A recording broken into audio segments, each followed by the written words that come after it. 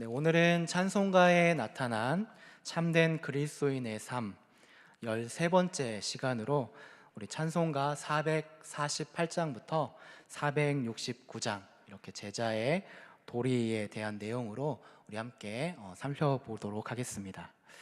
우리가 지금까지 1장부터 13장까지 이제 많은 목사님들을 통해서 우리 찬송가 주제를 살펴봤는데요. 혹시 찬송가 주제에 대해서 어떤 점들이 가장 기억에 많이 남으셨습니까? 혹시 첫 번째 주제가 무엇인지 기억나시나요? 목사님, 어제 일도 기억이 안 나는데 어떻게 지난 1강을 기억합니까? 라고 이렇게 얘기할 수도 있겠는데요. 우리가 첫 번째 앞에 제목 분류를 보시면 이제 첫 번째 한 내용들을 살펴볼 수가 있는데, 첫 번째에는 우리가 제일 끝에 보시면은 그리스도의 삶 제목 분류를 보시면은 믿음과 확신이라는 우리 주제를 가지고 540장부터 549장까지 처음에 우리가 함께 이렇게 주제를 가지고 나누었던 적이 있었습니다. 그리고 두 번째 시간에는 이제 앞에부터 순서대로 이제 은혜와 사랑, 그리고 또 세 번째 시간에는 소명과 충성, 이런 순서대로 우리가 쭉 나갔던 것을 우리가 기억하고 있는데요. 벌써 우리가 1강부터 13강까지 이렇게 오게 되었습니다. 그래서 제가 마지막이라고 이렇게 이야기를 들었습니다. 네, 그래서 마무리하는 시간으로 이렇게 한번 얘기를 나눴는데, 우리가 그리스도인의 삶에 대해서 여러 가지 주제들을 그동안 우리가 함께 살펴봤는데, 전체적인 내용들을 우리가 종합해 볼 때 이런 결론을 우리가 낼 수 있을 것 같습니다. 찬양을 부를 때 그 찬양이 바로 우리의 고백이 되고 우리의 삶으로 우리가 경험되어질 때, 우리가 부르는 찬양은 정말 우리 안에서 은혜가 되고 또 고백이 되고 위로와 소망이 된다는 것을 우리가 이러한 주제 내용들을 통하여서 살펴볼 수가 있었습니다. 오늘 우리 13강도 그런 마음으로 찬양에 대해서 우리가 같이 한번 살펴보면 좋을 것 같습니다. 자, 오늘은 주제와 관련해서 두 가지 정도의 관점으로 우리가 한번 나눠보려고 하는데요. 먼저 첫 번째는 찬송가 주제인 이 제자의 도리에 대해 관련해서 제자란 과연 무엇인가, 우리 이 부분에 대해서 그 의미를 한번 함께 알아가 보고, 성경에서는 이 제자에 대해서 어떻게 우리에게 이야기하고 있는지, 또 제자로서의 삶은 어떻게 우리에게 나타나고 있는지 한번 알아가 보는 시간으로 갖도록 하겠습니다.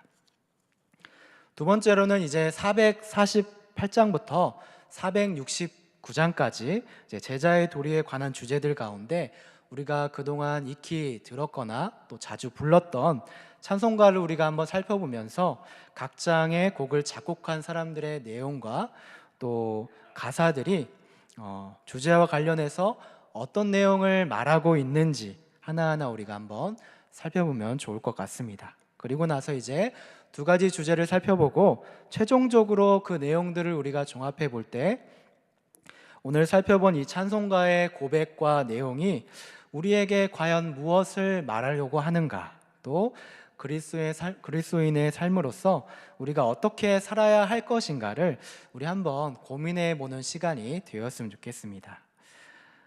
그래서 이제 본론 부분을 우리가 함께 나누게 될 텐데요. 요즘에 유행하는 말 중에 이런 말이 있다고 합니다. 인생 사진, 또 인생 맛집, 또 인생 명언. 단어 앞에 인생이라는 이러한 문구를 넣어서 말하거나 사용하는 유행어가 있는데요. 혹시 이런 말을 들어보셨거나 혹시 사용해 보셨나요? 네. 왜 이렇게 요즘에 이런 말들을 사용할까요? 이런 말은 자신의 삶에 있어서 중요하다고 여기거나 또 그동안 자기가 경험해 보지 못했던 것, 찾지 못했던 것을 비로소 찾게 되었을 때 이런 인생 멋멋이다 라고 이렇게 이야기를 한다고 합니다. 그런데 이런 말 중에 한때 유행했던 말이 인생 멘토라는 말이 유행을 했습니다. 인생 멘토라고 하는 말은 이제 자신이 가장 신뢰할 수 있는 사람이나 때로는 지도자, 스승, 선생을 이렇게 지칭하는 말이 인생 멘토라고 이야기를 하는데, 많은 경험과 지식을 바탕으로 이렇게 우리가 해결하지 못하는 이 어려움들을 지속적으로 도와주고 또 이렇게 상담해 줄 수 있는 그러한 사람을 인생 멘토다라고 이렇게 이야기합니다. 우리가 생각해 보면 삶에서 겪는 수많은 문제들과 어려움들을 우리 혼자 극복해 나가기가 참 어려운 점들이 많은데, 이렇게 사람들은 인생 멘토, 또 때로는 인생 무엇이라고 하는 단어를 써서 저마다 이렇게 위기 속에서 도움을 얻기를 원하고 있다는 것을 우리가 삶에서 이렇게 경험하게 됩니다. 그러나 우리는 말씀을 통해서도 알게 되지만, 우리가 진정으로 의지하고 또 우리를 영적으로 진정으로 도와줄 수 있는, 지도해 줄 수 있는 분이 누구십니까? 바로 예수 그리스도 한 분밖에 없다는 것을 우리가 알게 되죠. 예수 그리스도만이 우리의 진정한 이러한 영적인 지도자, 멘토로서 우리 삶의 모든 문제와 고난들을, 또 어려움들을 도와주시고 위로와 소망이 될 수 있도록 해주시는 유일한 분이심을 우리는 알게 되는 것이죠. 그래서 우리는 성경 곳곳에서 우리의 영적인 멘토로서 우리의 영적인 스승이 되시고 또 삶의 길을 밝히 보여주셨던 우리 예수님의 모습을 우리가 성경 곳곳에서 알 수가 있습니다. 그 중에서도 진정한 스승 되시는 이러한 예수님을 따랐던 사람들을 우리가 종종 보게 되고 나타나게 되는데, 성경에서는 오늘 이런 사람들을 가리켜서 오늘 주제와 같이 제자라고 이렇게 이야기를 한다고 합니다. 오늘 유인물을 보시게 되면 제자라고 하는 말은 오늘 어떻게 나와 있습니까? 영어로는 disciple이라고 이야기하고, 라틴어에서는 discipulus, 곧 생도라고도 이야기하고, 배우는 사람이라고 이렇게 이야기한다고 합니다. 또 오늘 신약에서 보게 되면 이에 해당되는 단어가 마데테스라고 하는 이 헬라어 단어가 있는데, 역시 배우다라는 이러한 뜻을 가지고 있다고 합니다. 그래서 제자라는 말은 주로 이런 공간복음과 또 사도행전에서 이렇게 많이 우리가 언급되어 있는 것을 보게 되는데, 그 의미에 대해서 우리가 몇 가지로 이렇게 나누어 볼 수가 있습니다. 유인물 1번에 2번을 보시면 첫 번째로 이제 제자라고 하는 말은 위대한 지도자나 운동을 추종하는 사람들을 가리키는 경우였다고 합니다. 이는 예수님 당시에 보편적으로 쓰이는 말 중에 하나가 이 제자라고 하는 단어였다고 하는 것이죠. 지금도 보면 우리가 스승과 제자라는 말이 보편적으로 우리에게 사용되어지듯이, 그때 시대에도 세례 요한의 제자들, 또 모세의 제자들 이렇게 칭하던 바리새인들도 그렇게 말할 때 자신들을 제자라고 이렇게 사용했다고 표현하는 것이죠. 두 번째로 예수님을 가장 가까이에서 따랐던 사람들, 그 사람들을 바로 우리가 성경에서는 이 제자, 12명의 제자라고 이야기를 하죠. 예수님은 성경에서 주로 선생 또는 랍비로 이렇게 대중에게 많이 당시에 알려져 있었는데, 예수님과 관련된 사람들을 이렇게 제자라고 불렀다고 합니다. 예수님은 사역 초기에서 이들을 이렇게 택하셨는데, 예수님의 제자가 된 사람들은 예수님께 충성을 다하려고 노력을 하고 또 그를 따라다녔던 사람들이 바로 이렇게 12제자의 모습이었다는 것이죠. 그래서 우리가 12명의 제자들의 모습을 보면 때로는 이 사람들이 가정을 포기하기도 하고 또 자신의 직업을 포기하기도 하고 관계적으로 또 소유를 포기하면서까지 예수님을 따르는 모습들을 보였던 사람들이 이렇게 12제자였다는 것을 우리가 알 수가 있습니다. 그래서 12제자들은 예수님과 이렇게 늘 가까이에서 함께 다니면서 여행하면서 예수님이 행하신 모든 것들을 살피고 또 예수님이 하시는 모든 말씀을 듣고 배웠던 사람들이 이제 12제자였다는 것을 우리가 보게 됩니다. 특별히 예수님은 이런 제자들에게, 12명의 제자들에게 몇 가지 임무를 이렇게 주셨는데, 예수님의 가르침을 받으면서 배우고 또 듣고 본바를 전파하는 사명과 또 모든 족속으로 제자를 삼고 세례를 주는 일을 이 제자들에게 동일하게 맡기셨다는 것을 우리가 알 수가 있습니다. 또 귀신을 쫓아내고 예수님을 증거하는 일을 쉬지 않아야 했다는 것을 이 제자로서의 사명을 다했다는 것을 알 수가 있는 것이죠. 이렇게 예수님의 12제자는 우리를 위해서 십자가에 돌아가시고 부활 승천하신 예수님을 대신해서 예수님의 대리인 격으로 임명받게 되어서 그분의 능력과 또 그분의 말씀을 전하는 사람이 제자였다라고 하는 것을 알 수가 있습니다. 그리고 세 번째를 보시게 되면 제자라고 하는 말은 이제 예수님의 메시지에 응답을 했던 이제 모든 사람들에게도 이렇게 제자라고 이렇게 표현하고 있습니다. 이런 일들은 원래 이제 12사도에게 위임을 했었지만 그런 일들은 이제 12명에게만 이렇게 한정되어 있는 것이 아니었다는 것이죠. 초대교회를 보게 되면 예수님 제자 이후 사람들도 제자라고 이렇게 사도행전에 알려져 있다는 것이죠.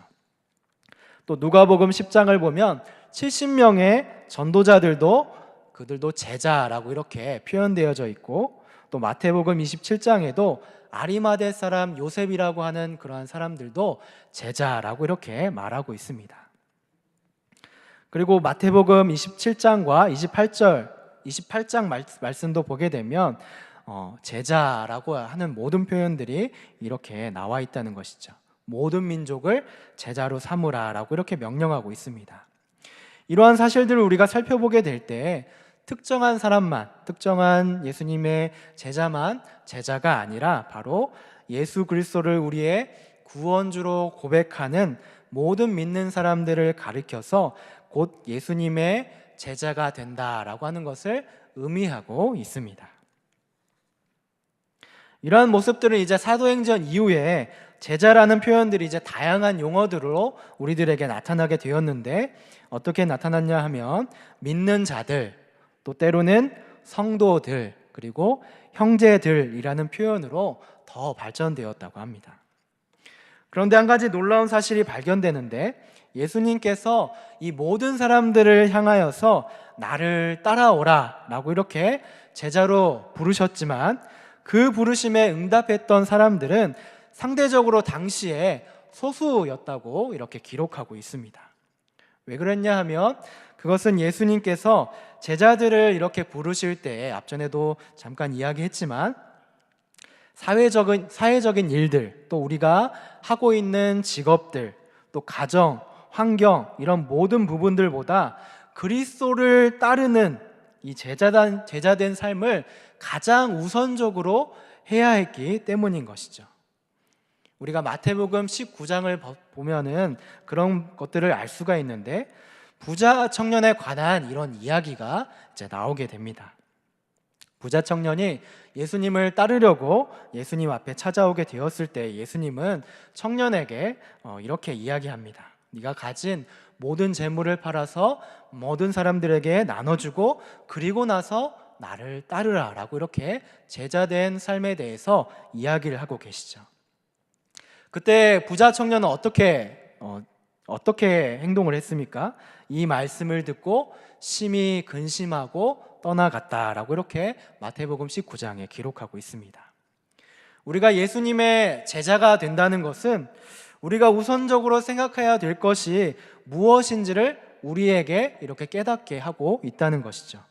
그리스도의 제자, 곧 믿음의 성도는 지금 이 세상의 영광을 바라보고 살아가는 것보다 하늘의 영광을 위해서 살아가던 자들이 바로 제자이고 그 하늘의 영광을 위해서 많은 사람들을 예수 그리스도에게로 인도하는 사람이 되어야 한다는 것을 우리에게 이렇게 의미하고 있다는 것입니다. 우리가 이러한 내용들을 살펴보게 될 때에 제자, 곧 믿음의 이러한 성도들은 우리 자신을 위해서 살아가는 사람이 아니라 바로 예수 그리스도를 위하여서 헌신하는 사람들, 또 그렇게 살아가야 하는 사람들이 바로 제자라고 하는 것을 우리가 오늘 말씀을 통해서 알기를 원합니다. 그래서 이러한 제자로서의 삶에 대해서 오늘 찬송가에서는 어떻게 이야기를 하고 있는지에 대해서 우리가 같이 나눠보도록 하겠습니다. 먼저 우리가 찬송가, 제자의 도리를 주제로 하는 찬송가 중에 449장을 우리가 보게 되면 이제 찬송가가 예수 따라가며라고 하는 이 찬송가입니다. 그래서 맨 왼쪽 위를 보시면, 이제 찬송가 맨 왼쪽 위를 보시면 지은 작사가가 이제 나오게 되는데, 사미스 목사님이라고 하는 사람이 이렇게 1887년에 작사를 하고, 또 오른쪽 위쪽에 보시면은 이제 작곡자가 나오게 되는데, 윌리엄 하워드 돈이라고 하는 사람이 작곡한 것을 보게 됩니다. 이 찬송이 만들어진 배경에 대해서 살펴보게 되면, 유명한 이제 부흥사라고 이야기하면 무디 목사님이 있는데, 이 무디 목사님이 부흥회에서 이 말씀을 전하고 있을 때였다고 합니다. 그런데 한 청년이 이제 말씀의 은혜를 받고 이렇게 고백을 했다고 해요. 나는 참으로 믿음에 확신이 없는 자입니다. 그러나 나는 이제부터 예수님을 신뢰하고 순종하게 될 것입니다 라고, 이렇게 그 부흥의 은혜를 받아서 한 청년이 나와서 이런 고백을 했다고 합니다. 그때 이 고백을 들었던 작사가 사미스 목사라고 하시는 분이 이 청년의 이러한 감동적인 간증의 내용을 토대로 449장 찬송곡을 이렇게 오늘 짓게 되었는데, 우리가 가사를 살펴보면 이런 내용임을 우리가 알 수가 있습니다. 예수를 따라가면서 복음을 순종하면 우리의 행할 길을 환하게 해주시고, 또 주를 의지하며 순종하는 자는 주님께서 늘 우리와 함께 해주신다라고 이렇게 고백을 하고 있습니다. 또 2절을 보게 되면 해를 당하거나 고생을 할 때 주님께서 우리를 안위해 주신다. 또 3절에는 남의 짐, 곧 봉사와 사랑의 짐을 우리가 함께 짊어지고 위로하게 되면 주님이 상급을 주시고 복을 내려주신다라고 이렇게 말하고 있습니다. 또 4절에는 우리가 주님께 받은 은혜에 감사해서 기쁜 마음으로 우리가 가지고 있는 것을 주님 앞에 다 드리게 되면 어떻게 된다고 이야기를 하고 있습니까? 바로 은혜를 풍성케 하신다라고 이렇게 말하고 있습니다. 마지막 5절에서는 주님을 힘입어서 우리가 말씀을 잘 배우고 주님을 우리 마음에 모시고 우리가 살아가게 되면 넘치는 사랑으로 우리를 사랑해 주신다고 이렇게 말하고 있습니다. 결국에 이러한 모든 메시지의 축약이 오늘 이 449장의 후렴에 이야기하고 있는데, 주를 의지하고 또 순종하는 길은 예수님 안에서 즐겁고 복된 길입니다 라고 이렇게 우리에게 고백해 주고 있는 것이죠. 우리가 의지한다라고 하는 것은 무슨 말입니까? 곧 하나님께 우리의 모든 것들을 맡기고 그분의 말씀에 순종하여서 그대로 우리가 따르는 그리스도인의 자세를 표현하는 것이 의지라고 하는 것을 알 수가 있는 것이죠. 이처럼 우리가 이렇게 제자의 도리, 그리스도인의 삶이라고 하는 것은 내 삶의 중심에 있어서 내가 주인이 아니라 바로 예수님을 주인으로 모시고 살아간다는 바로 이러한 믿음의 고백이 제자로서의 삶, 바로 그리스도인으로서의 삶이라는 것을 오늘 449장은 우리에게 이렇게 이야기해주고 있는 것이죠. 우리가 우리 삶을 뒤돌아볼 때 때로 우리가 세상에서 보여지는 것에 우리의 삶의 토대를 정할 때가 참 많이 있습니다. 또 그것에 때로는 안식처를 정하고 설정하여서 그것대로 우리가 살아가려고 할 때가 있다는 것이죠. 저도 이제 우리 아이들 중등부를 담당하고 있지만 중등부 아이들을 보게 될 때 때로는 학원 때문에, 때로는 가족 모임 때문에 여러 가지 이유로 주님을 섬기는 것을 소홀해하는 우리 아이들의 모습을 보면서 때로는 그런 모습이 우리 삶에도 동일하게 나타난다는 것을 보게 되는 것이죠. 때로 예수님보다 또 그것을 따르고 그것 때문에 예수님을 따르는 것을 주저하는 모습이 우리 아이들 가운데 또 우리 삶 가운데 그대로 나타나고 있습니다. 그래서 우리는 진정으로 우리에게 복되고 변하지 않는 안식처는 바로 우리가 세상을 의지하는 것이 아니라, 세상을 따라가는 것이 아니라 주님을 전적으로 의지하고 또 겸손과 순종의 자세로 살아가는 삶이 바로 우리가 제자의 도리, 제자의 삶이라는 것을 오늘 449장 예수 따라가며 라고 하는 찬송이 우리에게 이렇게 이야기하고 있는 것이죠. 다음으로 찬송가 456장을 우리가 같이 보게 되면, 456장은 거친 세상에서 실패하거든 이라고 하는 이 찬송가입니다. 미국의 유명한 이제 맥퀴니라고 하는 목사님께서 작사, 작곡을 둘 다 이렇게 하고 한 곡인데, 이 곡은 특이하게 이제 멜로디나 또 가사가 반복적으로 이렇게 진행되고 있는 것을 보게 됩니다. 첫째 마디를 보게 되면 거친 세상에서 실패하거든 이라고 하는 이 멜로디와 또 가사들, 또 둘째 마디에 고된 일 하다가 힘을 얻으리 라고 하는 이 멜로디가 계속해서 앞뒤가 반복되고 있는 것을 우리가 보게 됩니다. 이렇게 멜로디가 반복되는 것을 유절 가곡이라고 이야기를 하는데요, 반복되는 가사와 이 멜로디를 통해서 반복적으로 우리에게 무엇인가를 전달하려고 하는 것을 우리가 이 찬송가를 통해서 알 수가 있습니다. 특별히 이 찬송을 지은 배경을 살펴보면, 맥퀴니 목사님께서 한 집회에서 말씀을 듣고 있었는데, 집회에서 이제 짤막한 말씀을 한 목사님께서 전해주시고, 그 말씀을 전하고 난 뒤에 항상 이 결신자를 앞에 나와서 고백하는 시간이 있었다고 합니다. 그런데 그날도 이 결신자 앞으로 나와서 고백하십시오라고 이렇게 이야기를 했었는데, 아무도 나오지 않고 이렇게 그냥 자리에 앉아 있었다고 합니다. 그러자 설교를 전한 목사님께서 계속해서 결신자가 있으면 나오십시오라고 이렇게 간절하게 요청을 했고, 나오지 않는 그 사람들을 통하여서 이런 고백을 했다고 합니다. 여러분의 손을 어서 예수님의 못자국 난 손 위에 잡히도록 하십시오라고 이렇게 이야기를 했다고 합니다. 맥퀴니 목사는 그 자리에 있었는데, 그 순간 그 말이 큰 자신의 울림이 되어서 이 찬송가 제목을 처음에 지을 때에 못자국 상처가 난 손이라고 지었다고 합니다. 그리고 그날 밤에 집회가 끝나고 나서 집으로 돌아가려고 할 때 거센 이러한 폭풍우가 몰아치고 또 교통이 두절되는 어려운 상황을 겪게 되었는데, 이 맥퀴니 목사님께서 이 비바람을 뚫고 겨우겨우 숙소에 도착하게 되면서 그날 저녁 집회에 감동했던 그러한 느낌들과 또 거센 폭풍우를 뚫고 지나왔던 그러한 경험들을 토대로 해서 이 곡을 이렇게 지었다고 합니다. 그래서 원곡의 처음 시작을 우리가 보게 되면 이렇게 시작을 하고 있습니다. 우리 찬송가 가사하고 비슷한데, 거친 세상에서 실패하셨나요?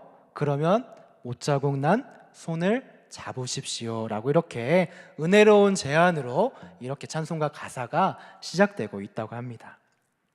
우리가 찬송가 가사를 보게 되면 우리가 거친 세상에서 실패를 하게 될 때, 또는 어둠 속을 걸어가게 될 때, 또 부활의 주님을 우리가 따라가려고 할 때, 또 우리의 죄악의 짐이 무겁게 될 때, 찬송의 고백에서 어떻게 해야 된다고 오늘 이야기하고 있습니까? 바로 십자가에 못 박히신 피로 물든 주님의 손을 만지라라고 이렇게 말을 하고 있는 것이죠. 그 손을 우리가 만지게 되면 힘을 얻고 평안을 얻고 주 안에서 길이 살게 되는 은혜의 고백이 있음을 우리에게 이 찬송가가 권면하고 있습니다. 우리는 이 찬송의 고백을 통하여서 우리가 얼마나 주님에게 붙잡힌 삶을 살아가야 하는가에 대해서 이렇게 찬송가가 우리에게 이야기하고 있다는 것이죠. 다음으로 우리가 458장을 우리가 살펴보게 될 텐데요, 너희 마음의 슬픔이 가득할 때라고 하는 찬송가 곡입니다. 이 곡은 미국의 오그돈 여사와 찰스 가브리엘이라고 하는 작곡가가 지은 찬송가라고 하는데요, 이 로마서 5장의 내용을 토대로 이렇게 지었는데, 로마서 5장의 내용 중에 우리가 환난 중에서 즐거워하나니 이는 환난은 인내를, 인내는 연단은 소망을 이루는 줄 알미로다라고 하는 이 성경 배경을 통해서 지금의 이런 배경을 통해서 지은 곡이라고 합니다. 이 곡을 지은 우리 배경을 살펴보면 이 곡을 작사했던 이 오그돈이라고 하는 여사는 문학과 연극에 있어서 재능을 보여서 어느 정도 명성을 이제 얻으려고 했었던 사람이었다고 합니다. 또 평소에 신앙심이 돈독해서 자신이 이렇게 가고자 했던, 또 소망했던 재능들을 펼치기를 원하여서 한 집회에 이제 참석해서 자신의 재능을 이제 펼치기를 원했다고 합니다. 그런데 그 꿈을 펼치려고 했을 때 그녀의 계획이 좌절되는 경험을 하게 되었다고 합니다. 종종 그러한 일들을 하게 될 때마다 어떠한 일이 생기고, 또 마지막에는 정말 최종적으로 그러한 일들을 하게 될 때에 자신의 아버지가 자동차 사고로 크게 다쳐서 결국에는 그러한 일들을 하지 못하게 되는 경험들을 하게 되었다고 합니다. 이러한 아버지를 간호해야 되는 일, 또 여러 가지 어려운 일들을 겪게 되었을 때 좌절과 낭망에 빠지는 경험들을 통하여서 처음에는 자신의 모든 이러한 계획들이 무참히 너무나도 무너지는 그 가운데 하나님의 섭리가 잘 이해되지 않았다고 합니다.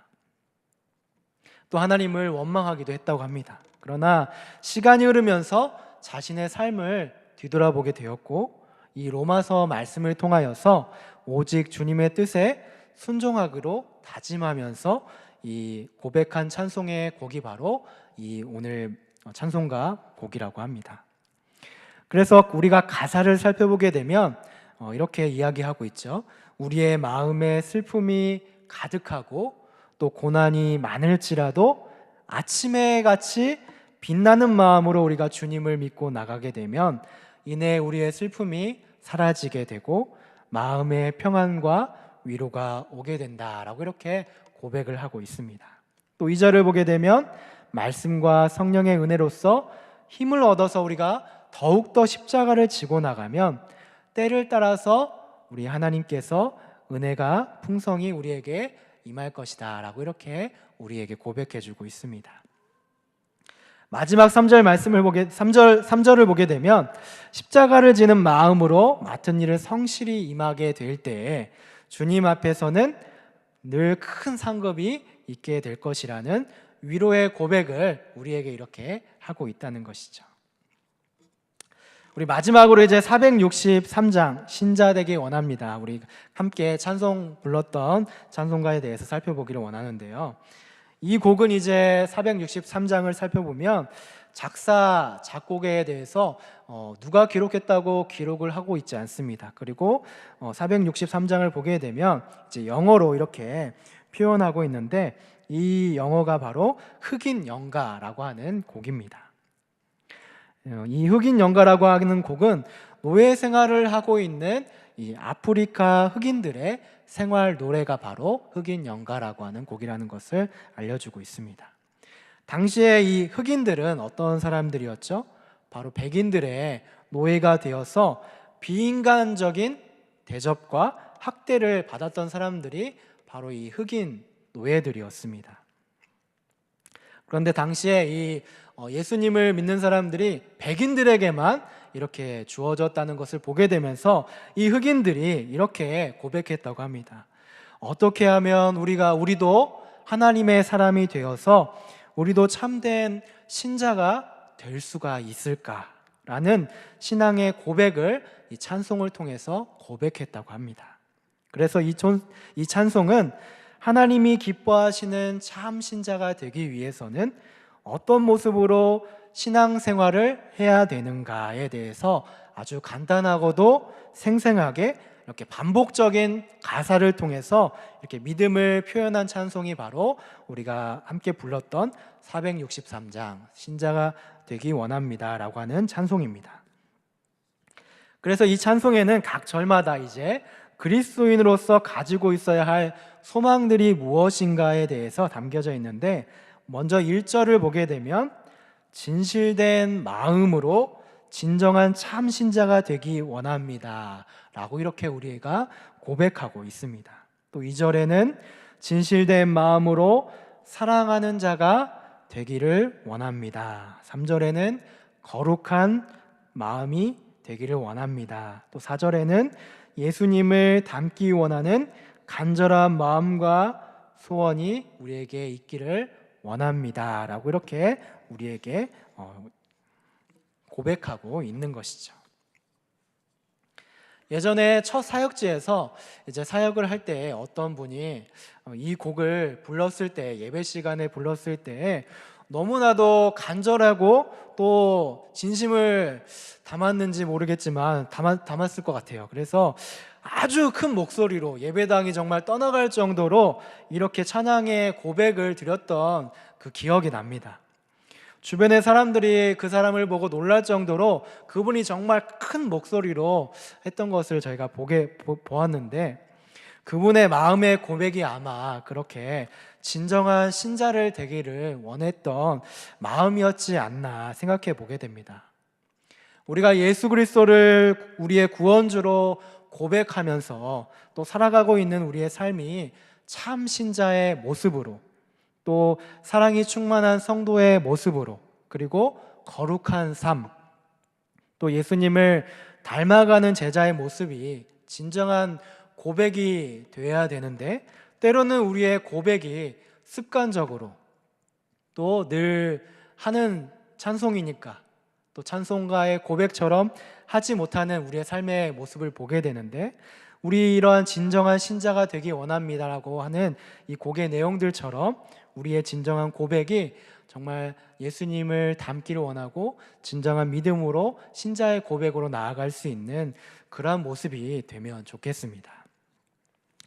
오늘 살펴본 우리 몇 가지 이렇게 찬송가의 고백, 특별히 제자의 도리의 주제와 관련해서 우리가 함께 살펴보았는데, 우리가 살펴본 이 찬송의 고백과 내용들이 결국 우리에게 무엇을 말하고 있습니까? 제자는 바로 주님을 바라보아야 하고 또 그 길을 걸어가야 된다라고 하는 것을 명확하게 우리에게 전달해 주고 있는 것이죠. 비록 우리의 삶이 때로는 이해할 수 없는 일들이 반복될 때도 있습니다. 또 때로는 좌절과 또 낭망 속에 빠질 때도 있습니다. 또 때로는 불안과 염려로 우리가 이렇게 나아갈 때도 있지만, 그것이 우리의 삶의 전부가 아니라 바로 그 일을 통해서 이루실 하나님의 뜻을 발견하고 제자로서, 바로 신자로서의 모습으로 나아가야 된다는 것을 우리에게 오늘 이야기하고 있는 것이죠. 그렇다면 오늘 우리에게 주신 이 제자된 삶, 그리스도인의 삶으로서 우리는 과연 어떻게 살아가야 되겠습니까? 우리는 앞전에서도 이야기했지만 이 땅에 있는 것으로 우리의 삶의 소망을 이루면서 살아가는 것이 아니라 바로 하늘의 소망을 두고 그리스도의 제자된 삶을 따라 살아갈 수 있는 진실된 신자의 모습이 우리의 모습이 되어야 될 줄로 믿습니다. 또 때로는 아직도 주님을 알지 못하는 사람들에게 바로 진리의 말씀을 우리가 전하는 제자의 도리를 다할 수 있는 성도의 삶이 바로 우리의 모습이 되어야 된다는 것을 오늘 찬송가 주제를 통해서 우리에게 이야기하고 있는 것이죠. 이번 한 주도 우리가 똑같이 한 주를 살아가게 될 텐데, 이러한 삶을 살아갈 때에 제자된 도리로서의 삶을 살아갈 수 있는 우리 성도님들의 삶이 되었으면 좋겠습니다. 그래서 우리 이 찬양의 고백처럼 이 찬양의 가사가 정말 우리 삶에서 정말 고백되어지고 그 삶에서 경험되어질 수 있는 그러한 고백이, 또 삶이 여러분들 가운데 또 그 안에 있기를 주님의 이름으로 축복하고 축원합니다.